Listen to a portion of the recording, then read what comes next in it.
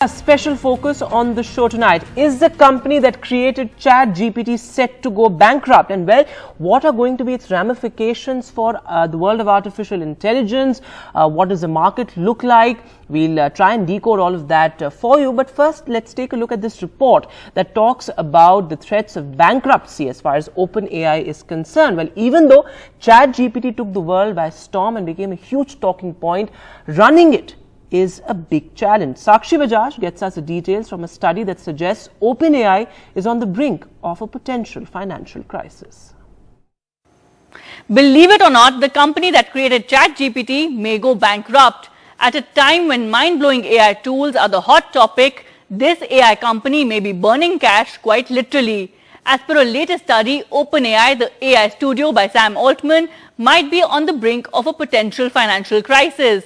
Analytics India magazine's report says OpenAI may go bankrupt as early as the end of 2024. Interesting to note here that it costs OpenAI about rupees 5.8 crore every day to run just one of the AI services, which is ChatGPT. And despite attempts to monetize ChatGPT, the company is not being able to generate enough revenue to break even at this point.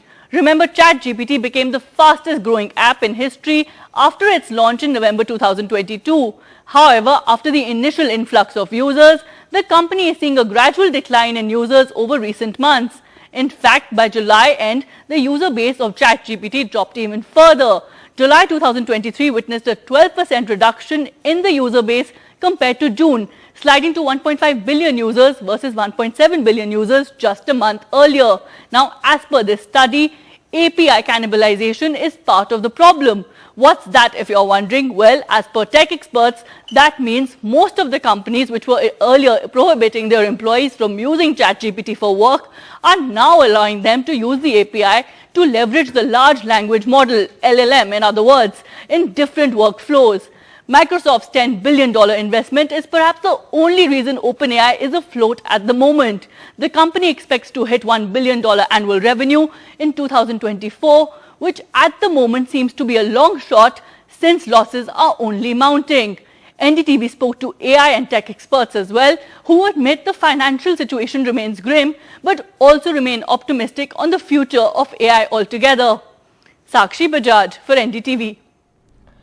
So, well, as global leaders bat for artificial intelligence, what does this bankruptcy as far as OpenAI is concerned really means? Joining me on the show tonight, Ankush Sabharwal, founder and CEO of Core Rover, an AI and tech expert, somebody who's worked closely with the government as well on artificial intelligence. Also with me, Alok Dheer, an insolvency and bankruptcy law expert, who will really take us through what companies stand to learn as far as OpenAI and its bankruptcy threats are concerned.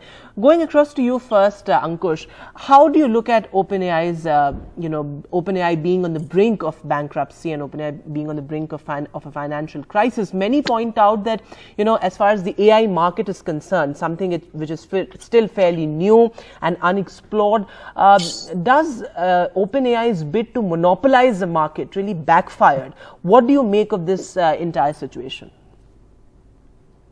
Yeah, so thank you, Vedanta, for having me here. So, you see, I think it's expected, as the report said, around $700,000 daily expense, around 580 crore daily expense. And so why this expense is happening, if you see, the expense is happening because there is a usage, right?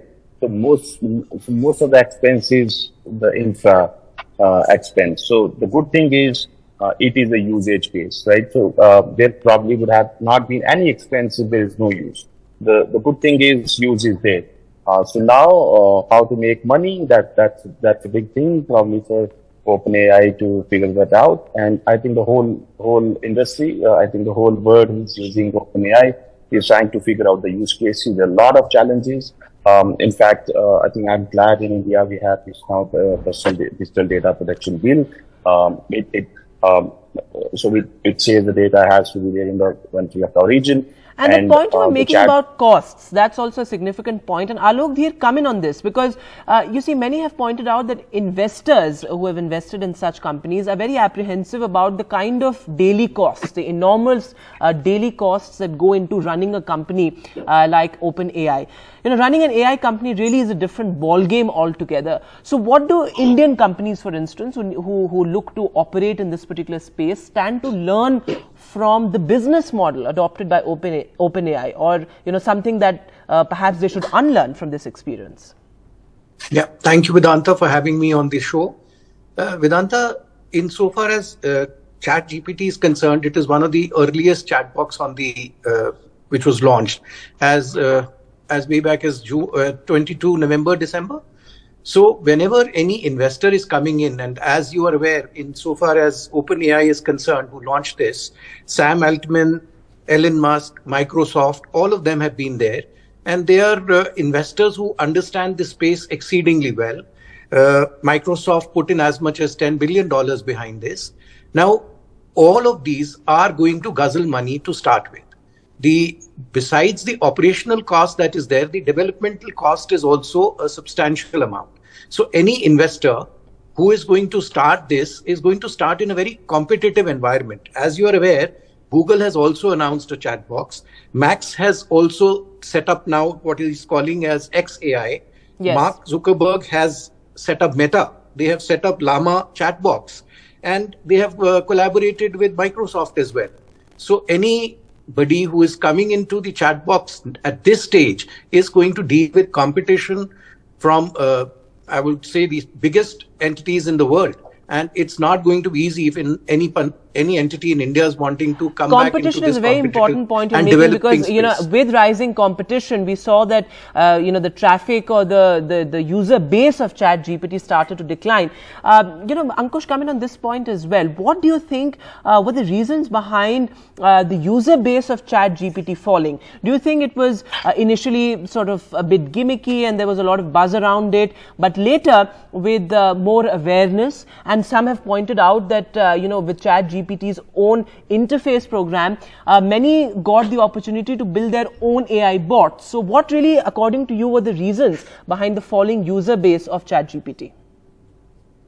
Oh, absolutely right. So when the new technology comes, and there is always a hype and the reality, and everyone tried to use this technology, and of course there was a bump in the usage, and now people are trying to figure that out, when to use this and when not to use this. So when it was launched, it was about you ask any question and it would answer, but unfortunately this is not an answering machine. Yes. It gives many a time wrong answer, and I think it's now more than 6-7 months, and still they have the data till September 2021. But still, there are use cases. And also, it's also interesting to see that it's still not been able to become profitable. What is the reason behind that? And Alok Dheer, you would be the right person to answer that question. How do companies operating in the AI space strive towards profitability? Okay, just before I start with that, Vedanta, just to mention two more things which have perhaps led to the situation. Yes. One is in the workplaces, there has been prohibition for use of the chat GPT by the employees. That is one reason why there has been a fall in the users. The second is, by using the chat GPT's API itself, people are coming with their own LLMs. Absolutely. So that is another aspect which has, in a sense, reduced the operational revenue of ChatGPT. Having said that, the monetization of the product is an extremely important aspect, right, which will take its own time, because once you have ChatGPT, obviously you start it off as a freebie, so to speak. Yes. And when people get used to it, that's where the point of time when you start monetizing it. But there is always a time lag between putting in a new technology like this into the arena and then start monetizing it. And given the problem fact seems that it's to a have fairly occurred. new space to operate in, sometimes startups and companies do have to take a leap of faith. Very interesting to, will be to see how this actually pans out. But thanks so much, gentlemen, for joining us on this very fascinating topic, so to speak. So OpenAI's financial crisis and what it really means for the world of artificial intelligence.